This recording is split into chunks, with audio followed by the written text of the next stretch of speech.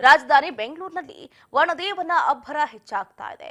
ಬೆಳಗಾವಿ, ಚಾಮರಾಜನಗರದಲ್ಲಿ ಗ್ರಾಮಗಳು ಜಲಾವೃತ ಆಗ್ತಾ ಇದೆ. ಸಾಲು ಸಾಲು ಅವಾಂತರಗಳು ಸೃಷ್ಟಿಯಾಗ್ತಾ ಇದೆ. ಹಾನಿ ಪ್ರದೇಶಗಳಿಗೆ ಸಿಎಂ ಇವತ್ತು ಭೇಟಿಯನ್ನ ಕೊಡಲಿದ್ದಾರೆ. ಕರ್ನಾಟಕ ಜವರಾಯನ ಅಟ್ಟಹಾಸಕ್ಕೆ ಅಕ್ಷರಶಃ ನಲುಗಿ ಹೋಗಿದೆ ಅಂತಾನೆ ಹೇಳ್ಬಹುದು. ಅದರಲ್ಲೂ ಮುಖ್ಯವಾಗಿ ಮಲೆನಾಡು ಕರಾವಳಿ ಭಾಗದಲ್ಲಿ ಮಳೆರಾಯನ ಆರ್ಭಟಕ್ಕೆ ಜನರು ಅಕ್ಷರಶಃ ಕಂಗಾಲಾಗಿದ್ದಾರೆ. ರಾಜಧಾನಿ ಬೆಂಗಳೂರಿನಲ್ಲಿ ವರುಣದೇವನ ಅಬ್ಬರ ಹೆಚ್ಚಾಗ್ತಾ ಇರೋದ್ರಿಂದ ಸಾಕಷ್ಟು ಆಸ್ತಿ ಹಾನಿಯಾಗ್ತಾ ಇದೆ, ಸಾಕಷ್ಟು ಸಾವು ನೋವು ಸಂಭವಿಸ್ತಾ ಇದೆ, ಜನ ಜಾನುವಾರುಗಳು ದಿಕ್ಕುಪಾಲಾಗ್ತಾ ಇದ್ದಾರೆ. ಅದರಲ್ಲೂ ಮುಖ್ಯವಾಗಿ ಬೆಳಗಾವಿ, ಚಾಮರಾಜನಗರದಲ್ಲಿ ಗ್ರಾಮಗಳೇ ಕಣ್ಮರೆ ಆಗ್ತಾ ಇದೆ. ಇಲ್ಲಿ ಗ್ರಾಮಗಳು ಇತ್ತಾ ಇಲ್ವಾ ಅನ್ನುವಂಥ ಕನ್ಫ್ಯೂಷನ್ ಈಗ ಸ್ಟಾರ್ಟ್ ಆಗಿರುವಂತದ್ದು. ಅಷ್ಟರ ಮಟ್ಟಿಗೆ ಮಳೆರಾಯನ ಅಟ್ಟಹಾಸ ಹೆಚ್ಚಾಗ್ತಾ ಇದೆ.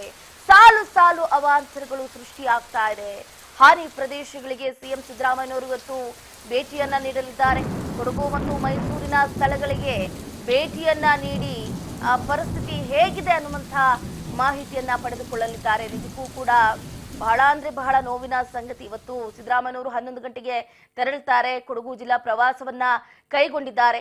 ಅಲ್ಲಿ ಆಗ್ತಾ ಇರುವಂತಹ ದುರಂತ ಇದೆಯಲ್ಲ, ಅದು ನಿಜಕ್ಕೂ ಕೂಡ ಯಾರೊಬ್ರು ಕೂಡ ಅರಗಿಸಿಕೊಳ್ಳೋದಕ್ಕೆ ಸಾಧ್ಯನೇ ಇಲ್ಲ. ಅಷ್ಟರ ಮಟ್ಟಿಗೆ ಸಾಕಷ್ಟು ಸಾವು ನೋವು ಸಂಭವಿಸ್ತಾ ಇದೆ. ಅವರ ಕುಟುಂಬದವರು ಕಣ್ಣೀರನ್ನ ಹಾಕ್ತಾ ಇದ್ದಾರೆ.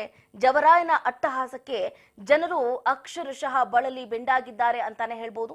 ನೋಡೋಣ, ಇವತ್ತು 11 ಗಂಟೆಗೆ ಸಿಎಂ ಸಿದ್ದರಾಮಯ್ಯನವರು ಕೊಡಗಿಗೆ ಭೇಟಿಯನ್ನ ನೀಡಿ ಅಲ್ಲಿ ಆದಂತಹ ಘಟನೆಯ ಬಗ್ಗೆ, ಆ ದುರಂತದ ಬಗ್ಗೆ ಇಂಚಿಂಚು ಮಾಹಿತಿಯನ್ನ ಪಡೆದುಕೊಳ್ಳುವಂತಹ ಸಾಧ್ಯತೆಯೂ ಕೂಡ ದಟ್ಟವಾಗಿದೆ. ಹಾಗೆ ಪರಿಹಾರವನ್ನ ಘೋಷಣೆ ಮಾಡುವಂತಹ ಸಾಧ್ಯತೆಯೂ ಕೂಡ ಹೆಚ್ಚಿರುವಂತದ್ದು.